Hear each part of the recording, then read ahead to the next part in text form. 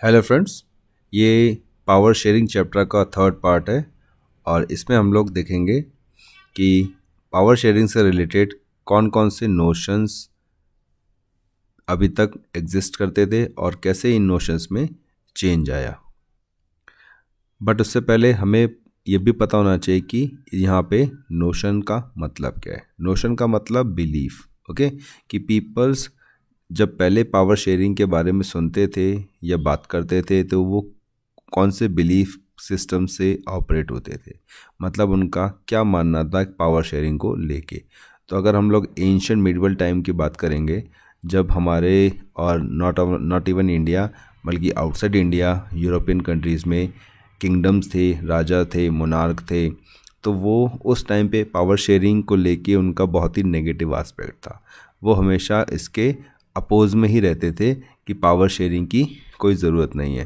तो the idea of power sharing has emerge in opposition the notion of undividing political power. मतलब monarch जो हैं वो बिल्कुल एब्सोल्यूट पावर चाहते थे। वो अपनी पावर में किसी टाइप का भी डिवीज़न नहीं चाहते थे। वो चाहते थे कि पावर पे उनका कंट्रोल हो। तो ऐसे टाइम पे जब पावर शेयरिंग का कंसेप्ट आया तो वो एकदम मोनार्की के अगेंस्ट में था। जैसे हम लोगों ने फ्रेंच रेवोल्यूशन में मॉन्टेस्क्यू का बारे में पढ़ा है, जिसने सेपरेशन ऑफ पावर दिया है। उसने क्या कहा था कि जो गवर्नमेंट से रिलेटेड पावर्स है, यानी रूल्स को बनाना, उनको इम्प्लीमेंट करना और पनिश करने का पावर, ये तीनों पावर्स किसी एक पर्सन के अंदर नहीं होनी चाहिए, इसका सेपरेशन होना चाहिए। तो ये भी एक टाइप का पावर शेयरिंग का एग्जांपल है कि किसी एक पर्सन के अंदर पावर नहीं होनी चाहिए, पावर डिस्ट्रीब्यूटेड होने चाहिए।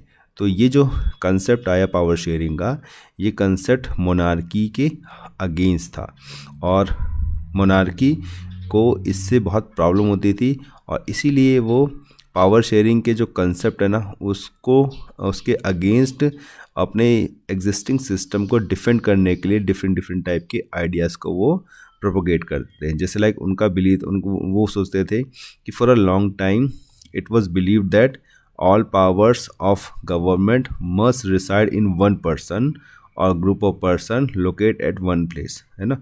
तो वो हमेशा यही चाहते थे कि जो पावर है वो किसी एक पर्सन के कंट्रोल में रहे या एक ग्रुप कुछ पीपल्स के ग्रुप के पीपल्स में कंट्रोल में रहे। कि इससे क्या होता है कि उनका बिलीव था कि अगर पावर्स को हम डिस्पर्स करेंगे, डिस्पर्स मतलब उसको डिवाइड करेंगे, तो इससे जो डिसीजंस लेने में ना बहुत ही प्रॉब्लम होगा, बहुत ही ज़्यादा देरी होगी और इसीलिए वो पावर शेयरिंग को बहुत ख़राब मानते थे। तो ये हमारा पावर शेयरिंग का इनिशियल में नोशन था। पीपल्स ये सोचते थे कि पावर शेयरिंग नहीं होनी चाहिए, ओके।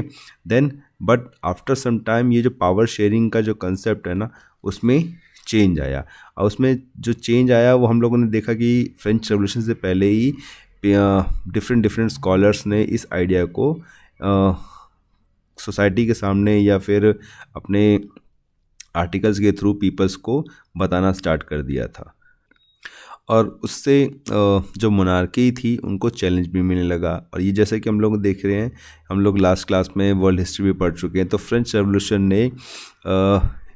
रेवोल्यूशन के थ्रू जो मोनार्की की एब्सोल्यूट पावर थी उसको भी चैलेंज किया और उसकी जगह पे डेमोक्रेसी लेके आए। तो अल्टीमेटली क्या आया कि जब मोनार्की को डेमोक्रेटिक आइडियाज़ ने चैलेंज किया तो डेमोक्रेसी ने ये भी प्रोपाउंड किया कि जो सारा का सारा पावर का सोर्स है वो किंग नहीं है, वो पीपल्स है, कंट्री के पीपल्स हैं। कंट्री के पीपल्स के अंदर ही पावर होता है, ना कि राजा के अंदर।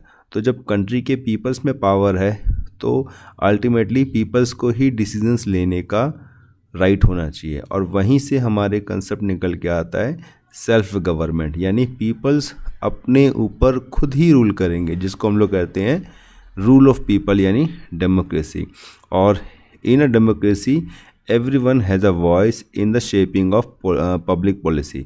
मतलब जो भी हम डिसीजन ले रहे हैं गवर्नमेंट कंट्री से रिलेटेड या पब्लिक पॉलिसी से रिलेटेड, उसके अंदर हर पर्सन का अपना अपना एक शेयर होता है और सिटीज़न का अपना अपना एक रोल होता है, जिसके थ्रू वो अपने डिसीजंस को एक्सप्रेस कर सकता है। ऐसा नहीं है कि मोनार्की की तरह कि अभी मोनार्क ने या किंग ने अपनी तरफ से जो कह दिया, अगर उसने बोल दिया कि हमें ऑस्ट्रिया पे अटैक करना है, हमें जर्मनी पे अटैक करना है तो अटैक करना है, नहीं, इसके ये पॉलिसी में भी, ये डिसीजंस मेकिंग में भी पीपल्स का पार्टिसिपेशन होना चाहिए। अभी जो पीपल पार्टिसिपेट करेंगे वो डजेंट मैटर कैसे करेंगे, वो बात की बात है। जैसे कई जगह पे डायरेक्ट डेमोक्रेसी होती है जहाँ पे पीपल्स खुद डिसाइड करते हैं कि कंट्री में क्या अच्छा है, क्या बुरा है, क्या करना चाहिए, क्या नहीं करना चाहिए।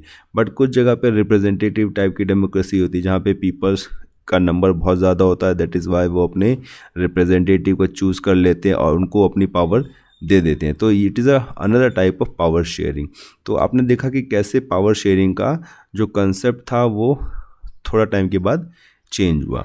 अब नेक्स्ट पे आते हैं हम लोग कि हमारे सामने क्वेश्चन ये आता है कि पावर शेयरिंग डिज़ायरेबल क्यों है, इम्पॉर्टेंट क्यों है, अगर ऐसा नहीं करेंगे तो क्या होगा। इसी को हम लोग दूसरी तरीके से पूछ सकते हैं कि what is the importance of power sharing. Power sharing करने से होता क्या है। ओके, तो इसके हमारे पास दो रीज़न है, एक है प्रूडेंशियल रीज़न और एक है मॉरल रीज़न।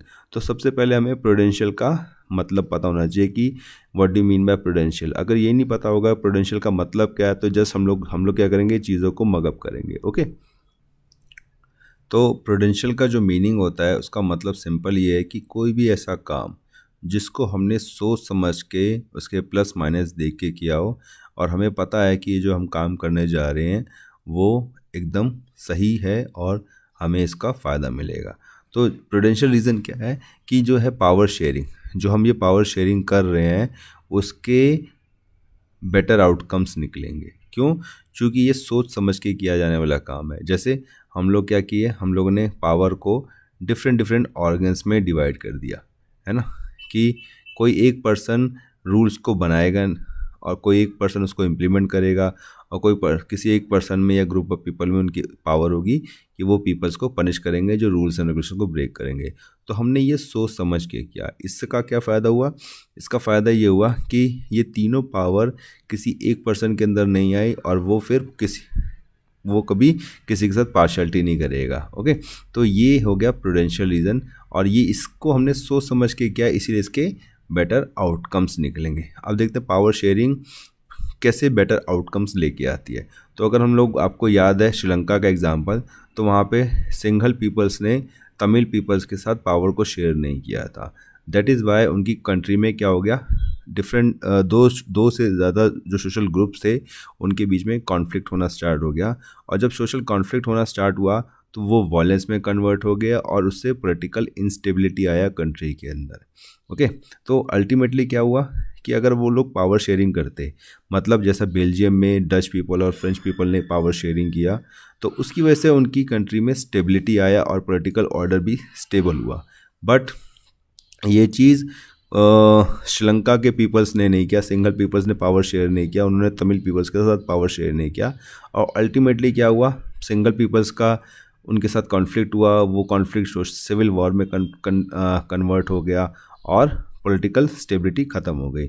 और उसका सबसे अगर हायर पीक पे लेके जाए उसके कॉन्सिक्वेंसेस को, तो हम देखते हैं कि अल्टीमेटली मेजोरिटी जो थी ना, मेजोरिटी कम्युनिटी थी यानी सिंगल कम्युनिटी, उन्होंने माइनॉरिटी कम्युनिटी को टेंशन देना स्टार्ट किया और अल्टीमेटली जो सोशल कॉन्फ्लिक्ट और पॉलिटिकल कॉन्फ्लिक्ट में कन्वर्ट हुआ, उसने कंट्री की यूनिटी को डिस्टर्ब किया।